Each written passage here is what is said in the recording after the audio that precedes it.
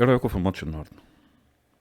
بصراحة قمة في قلة الأدب والقرف والزفت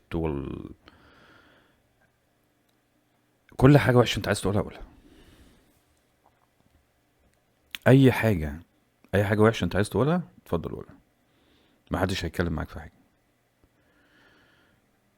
أنا هرجع وأقول يا جماعة، الفريق اللي كان لابس أحمر وبيلاعب النهارده السنغال ده لا يمثل منتخب مصر ولا يمثلني شخصيا بأي حال من الأحوال، ولا من قريب ولا من بعيد. أنا مش عارف أبتدي من أنهي حتة بصراحة، بس كل حاجة تقرف وكل حاجة زي الزفت. والله العظيم ما في اي حاجه ولا تغيير، ولا تغييرات حصلت حلوه، ولا اللعيبه اللي نزلت الماتش بتلعب، ولا الجون بيلعب، ولا عارف تباصي، ولا عارف توقف كوره، ولا عارف تستحوذ، ولا عارف تشوط، ولا عارف ترفع ركنيه ولا اي حاجه. طب هو يعني انت المفروض ممكن تعمل ايه انت كلاعب؟ تعال نبتدي الموضوع من بدايه. عشان اقول على لاعب هو لاعب كره قدم فهو لازم يكون ليه صله بكره القدم. تمام. يعني يكون مركزه، يعني اذا كان جناح، اذا كان سنتر باك، اذا كان جون، اذا كان مدافع، اذا كان مهاجم، اذا كان صانع لعب، اذا كان اي حاجه، اي حاجه تخص كره القدم. اقول لك على حاجه يا عم، مدرب حراس مرمى ده ليه علاقه بكره القدم؟ انما الناس اللي كانت واقفه النهارده في قلب الملعب ولابسين شورتات وتيشيرتات عليها اللوجو بتاع منتخب مصر، الناس دي ما لهاش علاقه بالكوره. الراجل اللي كان واقف بره وكان بيعمل تبديلات ملوش علاقه بالكوره. اي حد بيقول إن المنتخب ده احنا لازم نقف جنبه ولازم نعمل ولازم نسوي، ده ما بيتفرجش على كوره، ده عايز من باب المجامله وخلاص. يعني مثلا ده منتخب مصر ووحش فانا تمام معاه. يعني إيه انت مش عارف تطلع باصه من رجلك صح؟ يعني ايه يا جدعان؟ الناحيه بتاعت محمد هاني دي اتلعب عليها حوالي 280 كوره. يعني انا ببالغ في الرقم يعني بس عشان هو الموضوع كبير. هل انت فكرت ان انت تسد الحتة دي؟ يا عم محمد هاني بتقدم، هل انت فكرت ان انت تحل المشكلة دي؟ محدش فكر يحلها. هل احنا شايفينها؟ احنا شايفينها طول ال90 دقيقة. طب هو انت، الناس اللي قاعدة بره دي بتعمل ايه؟ يا عم انا بفهم كورة اكتر منك. انت كنت لعيب يعني. انا عايز اتكلم على كابتن حسام حسن بصراحة يعني. يعني كابتن حسام حسن انت كنت لعيب كوره ولعيب كوره جامد جدا، انت لغايه دلوقتي بتضرب بيك المثل في ازاي راس حربة كان عامل ازاي، ازاي راس الحربة وازاي كان هداف وازاي. بس ده ما يقللش اي حاجه منك يا كابتن حسام والله العظيم. يعني مثلا فلان بني ادم كويس وبني ادم على خلق وكل الصفات الحلوه وكريم وكل الكلام الحلو ده. انا دلوقتي محتاج شخص ما يعمل الوظيفة دي. هل الشخص ده كل الحاجات الحلوة اللي فيه هل هي تؤهله ان هو يمسك المكان ده؟ لا طبعا. كل اللي احنا قلناه ده صفات حلوة وصفات حميدة وصفات، كلها حاجة حلوة. بس هل يصلح للمكان ده؟ ما يصلحش للمكان ده طبعا. هل انا اصلح للمكان ده؟ ما اصلحش للمكان ده طبعا. انا مش بقولك ان انا بفهم اكتر منك، بس يعني اكيد في ناس احسن عندهم فكر. انت برضو يعني لعيب كبير ولعيب محدش يقدر يضيع اي حاجه انت عملتها في الكوره ومع منتخب مصر ومع حتى الانديه اللي لعبت لها. انت لعيب كبير جدا والله العظيم، واي حد يقول غير كده يعني ما ينفعش ان حد يسكت له. لعيبه. نرجع بقى لشويه الناس اللي كانوا في ارض الملعب قدام السنغال ولابسين تيشيرتات حمراء وبيمثلوا استغفر الله العظيم يعني منتخب مصر، اللي هم اصلا ملهمش علاقه بالمنتخب. اقول لك على حاجه والله العظيم، كان في كنا بنعمل تقسيمه كده ونعمل مش عارف ايه نلعب كوره. كان في واحد ما بيعرفش يلعب، فكانوا بيقول لك ايه يا عم انت بس ايه امسك فلان ده ما تحلوش. يا عم اما الكوره تيجي مش عارف يعمل فيها ايه. يا عم اديني الكوره ومالكش دعوه. يا عم انت مش مهاري، اديني بس الكوره. بص لدوت وهو هيتصرف. بص لزميلك وهو بيتحرك. كل الكلام ده مش موجود. طب احنا في حاجات مفروض بنعملها قبل الماتش وقبل اي بطولة، ومفروض ان احنا بنحضر. قعدنا نحضر، الحمد لله وصلنا ان احنا بقينا جوه البطولة. فكل ماتش بيبقى ليه تحضيرة معينة. انا عندي الفرقة الفلانية، فبيبقى عندي محللين كورة، محللين مش عارف ايه، ناس بتدور، ناس بتشوف، وناس وانت بتتفرج وبتشوف مين احسن واحد هنا ينفع مع الفلاني، وهكذا. هل احنا بنعمل الكلام ده؟ يعني الحاجات دي بدعة مثلا مينفعش نعملها، هنخش بسببها النار؟ يعني كل الناس اللي عملوا قوانين في قلب الكورة وتجارب ناجحة، هل انا لو خدت منهم الحتة الناجحة اللي عندي وبدأت ان انا اطبقها، مش هطبقها كده كده 100%، بس هحاول ان انا اطبق منها 30%، 20%؟ ولا دي كتير؟ اظن مش كتير. يا عم 10%. 10%. 10% من اللي احنا بنشوفه في اي ماتش، في اي زفت احنا بنتفرج عليه. يا جماعة احنا بنتفرج على الكورة كل يوم. اللي احنا بنشوفه مع المنتخب واللي بنشوفه في قلب مصر والله لا يمس الكرة بأي شيء. هما بيلعبوا حاجة مدورة برضه، بس دي مش كورة. هي دي مدورة ودي مدورة، بس دي مش كورة اللي انتوا بتلعبوها. يعني انت، هل مثلا انت سمعت عن في حد كان اسمه رونالدو الظاهرة؟ هل انت سمعت عن بيكهام؟ هل انت سمعت عن يا عم اي زفت في اي وقت إن كان؟ هل انت سمعت عنه؟ هل انت عمرك كنت بتغير منه؟ يا عم ده انا لو عندي واحد صاحبي بيلعب مثلا بلاي ستيشن، بنلعب انا وهو بلاي ستيشن، مش هقول لك بنجري بقى ومش عارف ايه، بنلعب بلاي ستيشن، فهو في حركة معينة هو بيعملها انا بحاول اتعلمها. والعكس صحيح، يعني لو انا مثلا بعمل حاجة وفلان اه يا عم بيحاول ان هو يستشف الحاجة وبيحاول ان هو يطبقها، يمكن تنفع معاه ويبتدي ان هو يعني يتغير. هل انتوا بتتفرجوا على التلفزيون ولا التلفزيون حرام؟ هتتفرجوا على النت؟ انا ما اعرفش انتوا بتفتحوا، انت معاك موبايل بتعمل بيه ايه؟ يعني انا مثلا في مجال شغلي، لو انا مثلا عامل فولو مثلا لحاجات او البيجز او الاكونتات او كده، اكيد لها علاقه بالمجال اللي انا يعني شغال فيه، او اي زفت انا بعمله في حياتي، اي حاجه انا مهتم بيها. يعني انت عامل فولو لمين؟ يعني مش عامل فولو مثلا لفلان انت بتتفرج عليه، انت بتحبه، بتحبه في الكوره، مش بتكلم مثلا في هل انت بتتفرج عليه؟ يعني يا عم انت لو بتتفرج عليه هتغير منه، هتبقى نفسك تعمل زيه. انا ما اعرفش انتوا عايشين فين، انتوا عايشين على انهي كوكب؟ والله العظيم ما اعرف. طب انتوا بتعملوا ايه في حياتكم غير القرف اللي احنا بنشوفه على التلفزيون؟ يا بتتمرن طيب؟ يعني ابسط حاجه، ابسط حاجه خالص زمان وقفوا اللعيبه وقعدوا مرنوهم ازاي تطلع الكوره من رجلك، وازاي تبقى جامده، وازاي تعملها بالراحه، وازاي عشان توصلها لفلانك ما ينفعش ده. الحاجات البسيطه دي، هل الحاجات دي عدت عليكم؟ الحاجات دي عدت عليكم؟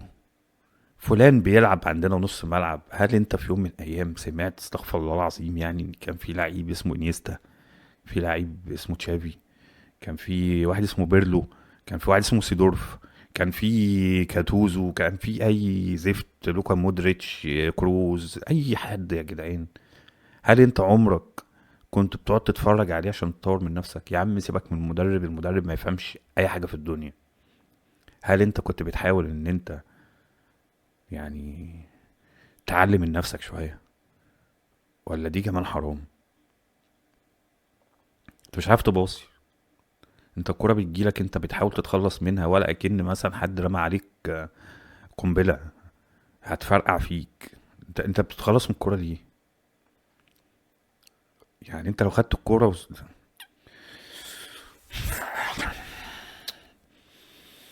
يا جماعة اللي انتوا بتعملوه ده حاجة في قمة القرف والترجيع وقلة القيمة. والله العظيم الواحد مش عايز يتكلم. يا جماعة اتفرجوا على الناس اللي كانت بتتفرج على الماتش، نفسي تسمعوه، بجد نفسي تسمعوه، نفسي تسمعوا الناس دي بتقول عليكم ايه. نفس الناس دي على فكرة بتحب الكورة، الناس دي بتفهمش كورة، المفروض انتوا بتفهموا الكورة اكتر مننا. المفروض ان انت اتعاملت مع مدربين معاهم شهادات، معاهم شهادات وتعلموا عندهم التخصص بتاع الكورة. يعني انا مثلا ممكن بتفرج على كورة عادي، بشجع كورة عادي، وعارف يعني عارف الحاجات اللي هي انا بشوفها، بشوف اساليب مثلا فلان، اساليب فلان، اتفرج على كوره بره. انا ما اعرفش انتوا الكوره اللي بتلعبوها دي تبع مين، والله العظيم. هل مثلا انتوا بتتفرجوا على فضائيين؟ مستحيل. مفيش فضائيين. يعني انا نفسي اعرف انتوا بتتفرجوا على مين والله العظيم. اتفرج على الدورة، يعني على دوري الدرجة الخامسة مثلا في حتة ما، يعني ونفسك تبقى زيه.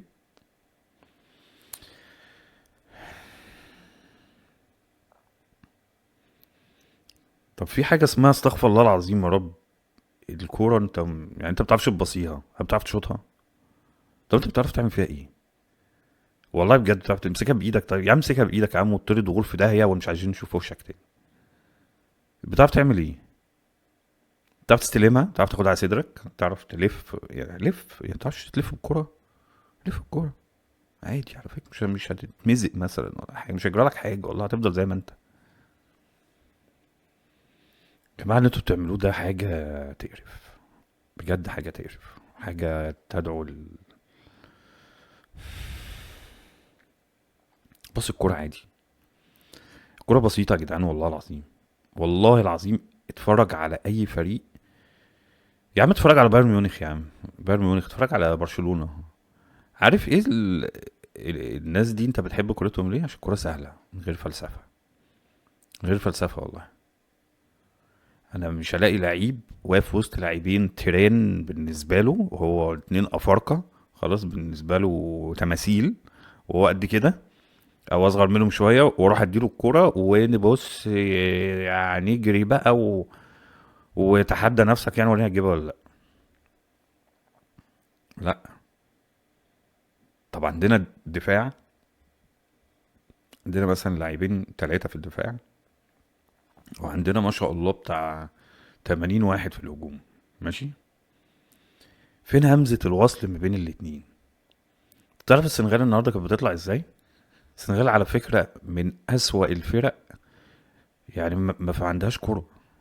يعني مفيش كورة اللي هي مثلا. اتفرج على المغرب، اتفرجت على نيجيريا، اتفرجت على ناس بتلعب كورة، عندها كورة وعندها مهارة وعندها مش عارف ايه.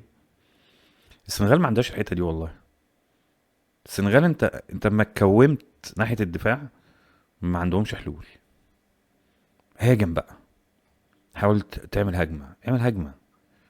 انت شطت كورة في دقيقة 94، يعني هو الماتش كله 90 دقيقة.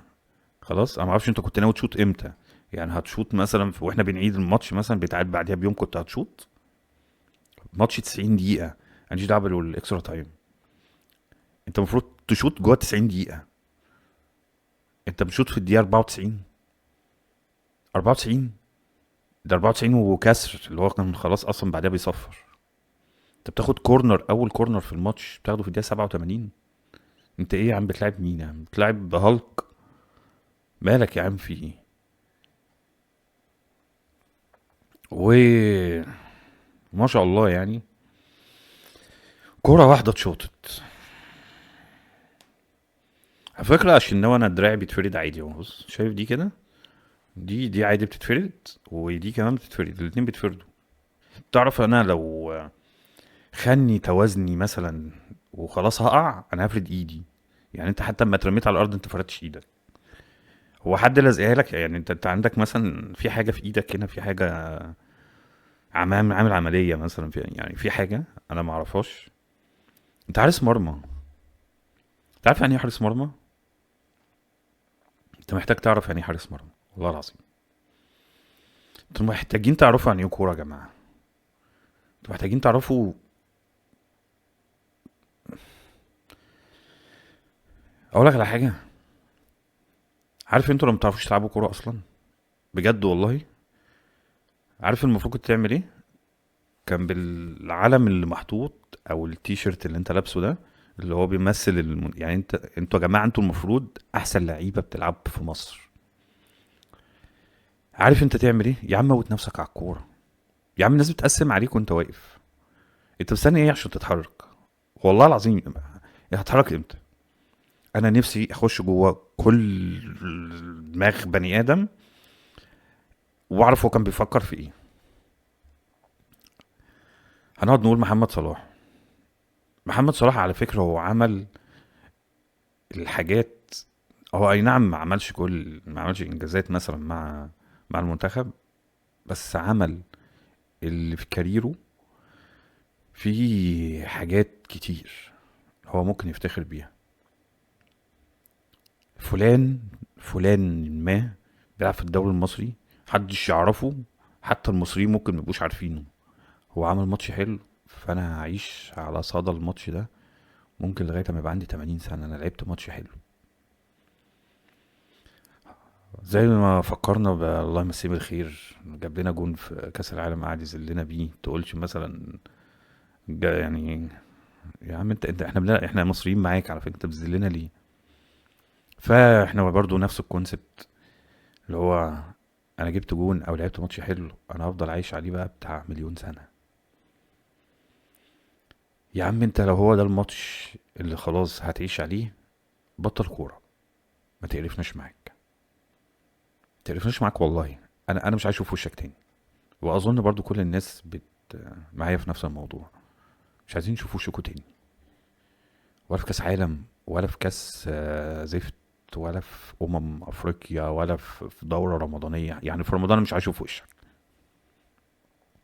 يا اخي. انت حتى بتطلع في اعلان يا جدع، انت مش عارف حتى تعمل اعلان، انا ما اعرفش مين بيطلعوك لي في الاعلان والله العظيم. يعني حتى ما عند يا جماعه انتوا بجد يعني ما فيش اي حاجه حلوه تشفع لكم والله العظيم. محمد الشناوي عمل لنا ماتش اظن في ساعه جنوب افريقيا، وصد له كام كوره، خلاص انا بص انا بقيت اوليفر كين، انا بقيت زفت، انا بقيت مش عارف ايه. ما تلعب يا عم، ما تلعب يابا. برضو الماتش اللي قبليه انت الكوره زيزو رجعها لك رحت مديها للعيب التاني، بتديها له ليه؟ ما برضو عندك اوبشن تاني يا عم، اصلا ما بيعرفش يلعب برجله ليه يا عم؟ على فكره دي اسمها كره قدم والله العظيم. بقى سيب ان انت يعني بعيدا ان انت حارس، انت بتمسكها بايدك ده اوبشن، يعني ده حاجه، دي حاجه تانية، دي حاجه زياده. بس اصلا انت لو دخل اتحاد اسمه اتحاد كره القدم، ايا يكن اسمه يعني، بس دوت يخص لعبه اسمها كره القدم. انت مش حارس مرمى بتلعب كره ماء، انت مش حارس مرمى بتلعب زفت قطران.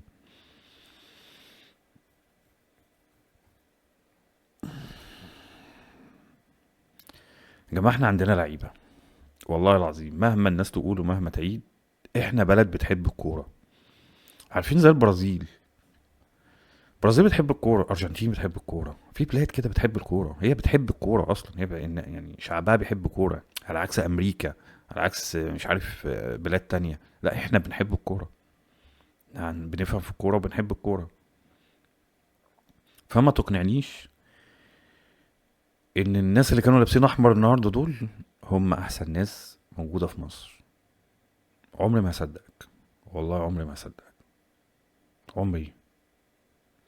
ان يعني كل واحد واقف في مركز هو احسن واحد موجود في مصر في المركز ده، ده مستحيل. في عندنا ناس كويسة وفي ناس يجي منها لو قعدنا ان احنا نشتغل عليها. يعني انت ممكن مثلا ايه، تلاقي لعيب ما هو في بداية مسيرته هو ما كانش جامد، بس اتطور. عارف ليه؟ هو كان عنده البذرة، فالبذرة دي احنا خدناها. وفلان هو عنده بقى الحتة دي اللي هو الرؤية، اللي هو البني ادم ده عنده مبادئ او عنده حتة، بس هو لسه سنه صغير، فاحنا تعالى نشتغل عليها نخلي منه حاجة جامدة قوي. احنا المفروض نعمل كده. ما انا مش شرط ان انا عشان اجيب لعيب يبقى بدل فلان مثلا دلوقتي موجود في المنتخب لازم اجيبه جامد.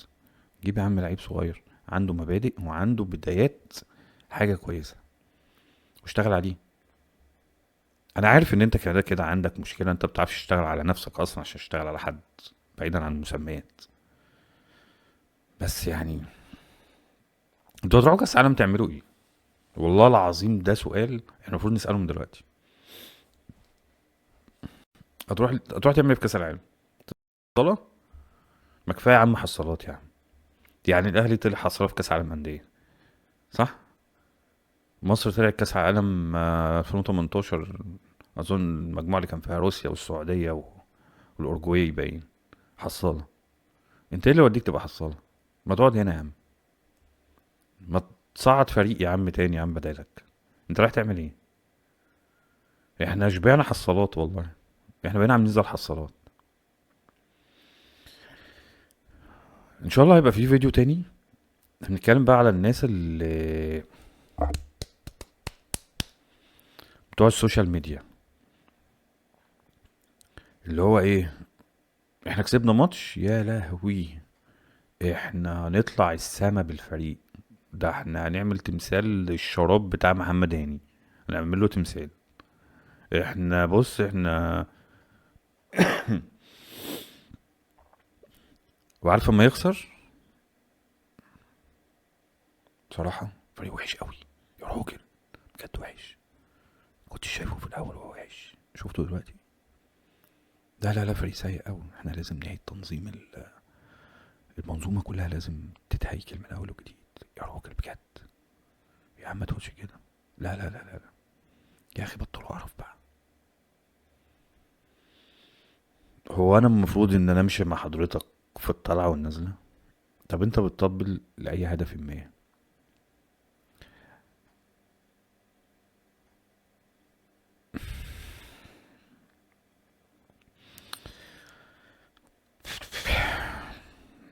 انا هسكت عشان مش عايز اتكلم بصراحة.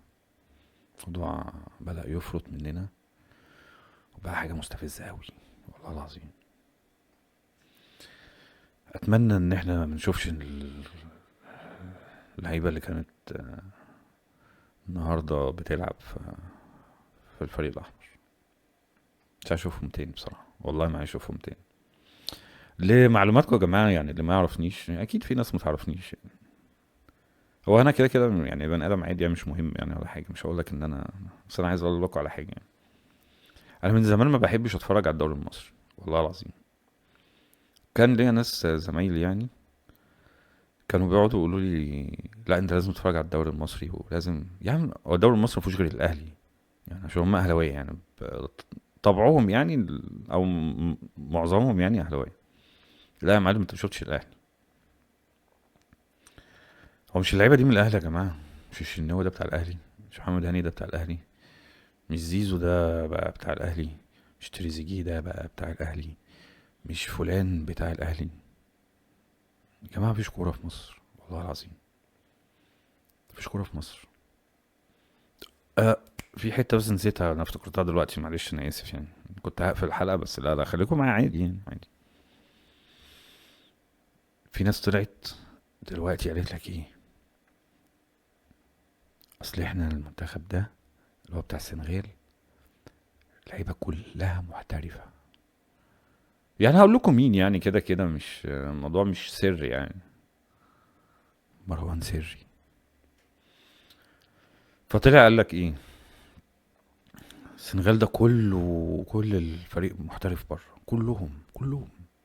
حتى اللي مش محترف هتلاقي مش عارف ماله. واحنا اللعيبه عندنا كلها ما فيهمش محترفين. طب انتوا فاكرين الجيل بتاع ابو تريكة؟ فاكرينه؟ كانوا كلهم محترفين. كلهم. كانوش كلهم محترفين. بجد والله ما كانوش محترفين. ما كانوش كلهم يعني. كان برضو عدد قليل جدا او ما كانش فيه يعني، عارف اللي هو قليلين قوي. عارف الناس دي كانت بتعمل ايه؟ الناس دي كان عندها وطنيه. الناس دي الناس دي حتى لو ما عندهاش، خلاص هو مش قادر يأدي ومش عارف حاجه، بيموت نفسه على الكوره. يعني زميله يروح يقفل معاه، مش اللي هو ايه انا هديك الكرة والبسها انت شوف هتعرف تخرج منها ولا لا. انت ما بتدينيش الكرة عشان تختبرني، انت بتداني في حتة اللي هو هعدي منها ازاي. انت ليه بتحطني في بتزنقني كده في خانة اليك؟ انت ليه بتعمل كده؟ طب يا عم اديتاني افتح لي يا عم عشان اعرف اخرج انا وانت بكورة. ما بتعملش كده. عشان ما اطولش عليكم، ده ده كان شوية كلام كده بصراحة كان الواحد عايز يقولهم عن الفريق المقرف اللي كان لابس احمر النهارده وكان بيلعب السنغال وخسر 1-0. بس كده ان شاء الله في فيديو جاي اكلمكم فيه عن الناس بتوع السوشيال ميديا وقد ايه هم جامدين فشخ. لو حابين تتفرجوا عليه يعني هيبقى ينزل، يعني انا ما اعرفش هينزل امتى، بس هينزل اي يوم من ايام ربنا يعني. لا انا بهزر، يعني هينزل ممكن بعد الفيديو ده. ان شاء الله الدنيا تتحسن. على فكرة برضو قبل ما اقفل، انا مش بعيب في شخص ان هو وحش، انا بعيب ان هو ما يصلحش للمكان ده. يعني انا مثلا بتكلم على الشناوي، انا مش بقول الشناوي وحش واخلاقه وحشة خالص. الشناوي ممكن يكون احسن مني عند ربنا، انا مش بقولش كده خالص. الشناوي وحش في المكان اللي هو، يعني احنا حاطينه في مكان، فهو ده مش انسب مكان ليه، بس هي دي الفكرة. فانا لو بنتقده، انتقده في الحتة بتاعت الكورة. بره الكورة هو ممكن يكون احسن مني عادي، تمام. انما في المكان ده لا يصلح فيه بصراحة.